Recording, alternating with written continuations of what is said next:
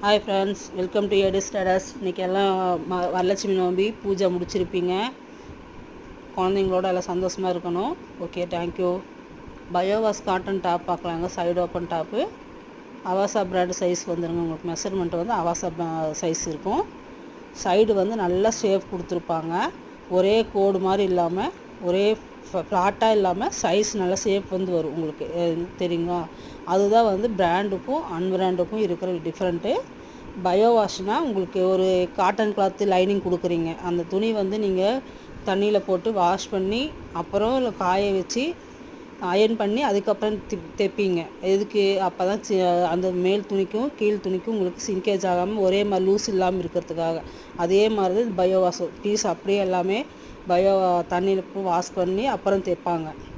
அதனால தான் வந்து அதுக்கு பயோவாஷ் காட்டன் சொல்கிறது. அது கொஞ்சம் வேலை அதிகமாக இருக்கும். எல்லாமே இப்போ நீங்கள் எடுக்கிற சைஸ் வந்து என்ன சைஸில் மெஷர்மெண்ட் எடுக்கிறீங்களோ அந்த சைஸ் நீங்கள் தண்ணியில் போட்ட அப்புறமா அப்படியே இருக்கும். தேங்க்யூ.